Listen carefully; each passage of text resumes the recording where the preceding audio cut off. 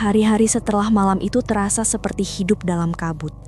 Meski Adri sudah pulang, aku tetap merasa sesuatu yang tidak terlihat mengawasi kami. Setiap kali Dava tertawa sendiri, aku menoleh ke sudut kamar, waspada, seolah ingin menangkap bayangan yang pernah kutemui. Malam-malam terasa berat, bahkan ketika lampu kamar dinyalakan sepenuhnya, aku sering terbangun dengan jantung berdebar, mendengar suara langkah di lantai atas, padahal aku tahu tidak ada siapapun. Suara-suara itu datang dan pergi, kadang samar, kadang jelas, membuatku bertanya-tanya, apakah aku mulai kehilangan akal? Suatu pagi, ketika hujan baru reda, aku duduk di sofa ruang tamu sambil menatap jendela yang basah oleh air hujan. Dava bermain dengan mainannya di lantai, tapi matanya sesekali menatap ke arah pintu kamar, tampak waspada. Aku mencoba menenangkan diriku sendiri. Mungkin ini semua hanya efek stres dan kelelahan. Tapi sesuatu dalam diri anakku mengingatkanku bahwa ini bukan hal biasa. Ia selalu berhenti bermain ketika aku atau Adri berbicara, menatap sesuatu yang tidak terlihat, dan tersenyum sendiri, seolah bercakap dengan teman imajinernya. Tapi matanya yang gelap itu berbeda. Ada keseriusan di dalamnya yang membuat darahku dingin. Aku memutuskan untuk berbicara dengan Adri tentang apa yang terjadi. Saat sarapan, aku mencoba menahan diri dari rasa panik. Adri, kau ingat malam itu? Suara-suara dan bayangan di lorong. Adri menatapku sejenak, mengernyitkan dahi. Aku tahu, Rin, aku juga merasa ada yang aneh. Tapi aku pikir aku terlalu capek. Kita pindah rumah baru, Dava baru sekolah. Mungkin itu membuat kita terlalu tegang. Aku menghela nafas, tidak yakin apakah harus percaya padanya. Tapi aku tahu, apapun itu, kami harus menghadapi bersama. Hari-hari berikutnya, aku mulai menaruh kamera di beberapa sudut rumah ingin menangkap bukti, apapun yang mungkin terlihat. Namun hasilnya selalu kosong. Kamera merekam hanya kegelapan atau bayangan samar yang bisa dijelaskan dengan pencahayaan atau gerakan tirai. Suatu malam, aku menonton rekaman kamar Dava.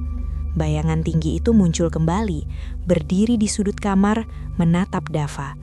Ia tidak bergerak, hanya diam, tapi matanya memancarkan kesadaran, seolah sadar sedang direkam. Ketika aku mencoba menyalakan lampu di rekaman, bayangan itu menghilang begitu saja. Perasaan takut bercampur dengan rasa penasaran. Ini bukan sekedar imajinasi, sesuatu memang hadir di rumah kami. Aku mulai mencari informasi tentang rumah ini. Seperti kebiasaan manusia yang cemas, aku menelusuri sejarah rumah, menanyakan tetangga, bahkan menelusuri arsip lama. Ternyata, 6 bulan sebelum kami pindah, rumah itu pernah kosong selama hampir 5 tahun. Pemilik sebelumnya pindah keluar kota karena alasan kesehatan mental. Beberapa tetangga mengatakan rumah itu sering terdengar suara-suara aneh di malam hari. Anak-anak mereka menangis tanpa sebab, pintu-pintu terbuka sendiri, lampu mati tiba-tiba. Informasi itu membuat jantungku berdegup lebih kencang. Aku merasa kami hanyalah babak terbaru dalam sejarah rumah itu, dan sesuatu menunggu kami di sini. Malam-malam pun berubah menjadi lebih intens. Dava sering berbicara sendiri di kamarnya, menatap ke sudut yang sama. Aku mulai mendengar suaranya yang berbeda, kadang rendah, kadang serak, seperti bukan suaranya sendiri. Suatu malam, aku berdiri di pintu kamar Dava dan melihat bayangan itu berdiri di sudut, mengawasi.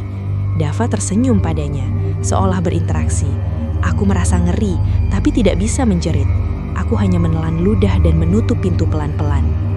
Dalam upaya mencari bantuan, aku memanggil seorang teman lama, Sari, yang ahli dalam hal spiritual. Sari datang dengan membawa beberapa peralatan sederhana, lilin, dupa, dan beberapa tulisan doa. Kami melakukan ritual kecil di kamar Dava, berharap menenangkan energi yang ada. Sari memegang tangan Dava, membisikkan doa-doa perlindungan.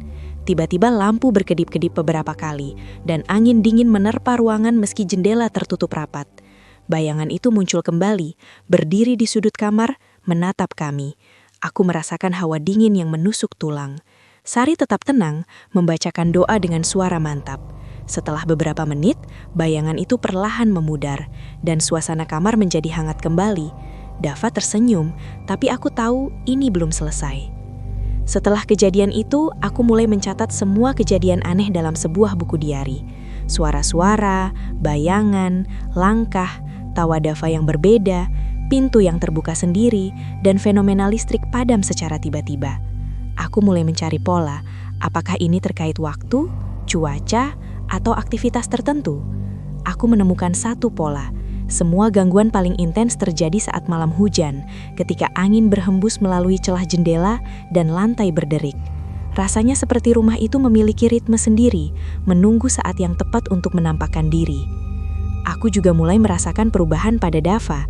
Anakku yang riang itu menjadi lebih pendiam.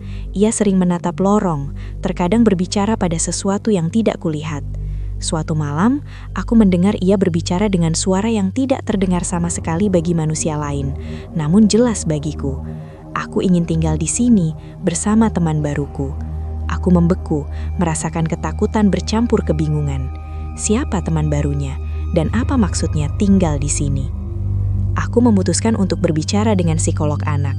Psikolog itu menanyakan banyak pertanyaan, perilaku Dava sehari-hari, interaksi dengan teman-teman, dan kebiasaan bermain. Ia mengatakan bahwa anak-anak sering memiliki teman imajinasi, tapi nada suara Dava yang berubah dan tingkah laku yang terlalu konsisten bisa menjadi indikasi hal lain. Ia menyarankan kami untuk tetap waspada, mendokumentasikan semua kejadian, dan menjaga kestabilan psikologis anak. Aku tahu itu benar, tapi rasa takut tetap menghantui. Malam itu, aku tidak bisa tidur. Aku duduk di kamar sambil menatap jendela, mendengar hujan menetes di atap. Lorong lantai atas tampak lebih gelap dari biasanya. Tiba-tiba terdengar ketukan pelan di pintu kamar. Aku menahan nafas. Suara itu lembut, familiar, tapi juga dingin. "Rina, buka pintunya." Aku tahu itu bukan Adri. Aku mencoba menenangkan diri, membisikkan doa dalam hati. Ketukan itu berhenti, tapi aku tetap terjaga sepanjang malam, menatap pintu dan tangga. Beberapa minggu kemudian, Adri memutuskan untuk mengajak kami melakukan pembersihan rumah secara menyeluruh. Kami menyingkirkan benda-benda yang menumpuk, membersihkan setiap sudut, dan menata ulang furnitur. Mungkin ini hanya perasaan psikologis, pikirku, mencoba memberi rumah energi baru. Tapi malam itu, suara-suara itu muncul kembali, bisikan lembut di lorong, langkah tanpa jejak, dan tawa Dava yang berbeda. Bayangan itu muncul di kamar Dava, menatap kami. Aku menatapnya, kali ini mencoba tidak berlari, hanya menahan diri. Seolah-olah ada komunikasi yang terjadi, walau tidak bisa dipahami sepenuhnya.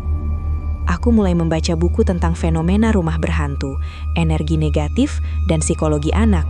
Aku belajar tentang cara menghadapi entitas yang mungkin ada, tentang ketenangan, dan pentingnya menjaga energi positif di rumah. Aku mulai berbicara dengan Dava, menanyakan teman imajinernya. Anak itu tersenyum, menunjuk ke sudut kamar, dan berkata, "Dia temanku, tapi dia nakal kadang." Aku menelan ludah. Rasanya absurd, tapi aku tahu ini realitas kita sekarang. Seiring waktu, aku belajar hidup berdampingan dengan rasa takut itu. Aku menyalakan lampu lebih sering, menutup tirai rapat, dan menjaga ritual harian. Doa, membaca, dan berbicara dengan Dava tentang keamanan. Kadang bayangan itu muncul, tapi kini aku tidak lari. Aku menatapnya, menguatkan diri, dan memberitahu Dava bahwa rumah ini aman. Perlahan ketegangan mulai berkurang, tapi rasa trauma tetap tersisa. Aku menulis ini semua agar suatu hari aku bisa melihat kembali, memahami, dan mungkin menemukan jalan untuk benar-benar tenang. Rumah 2 lantai ini, dengan lantai kayu tua yang berdarik, tirai putih tipis dan lorong panjang yang menimbulkan bayangan, telah menjadi bagian dari hidup kami. Sebuah misteri yang harus kami hadapi dengan keberanian, cinta, dan kewaspadaan yang terus terjaga. Aku menulis semua ini agar suatu hari aku bisa melihat kembali, memahami, dan mungkin menemukan jalan untuk benar-benar tenang.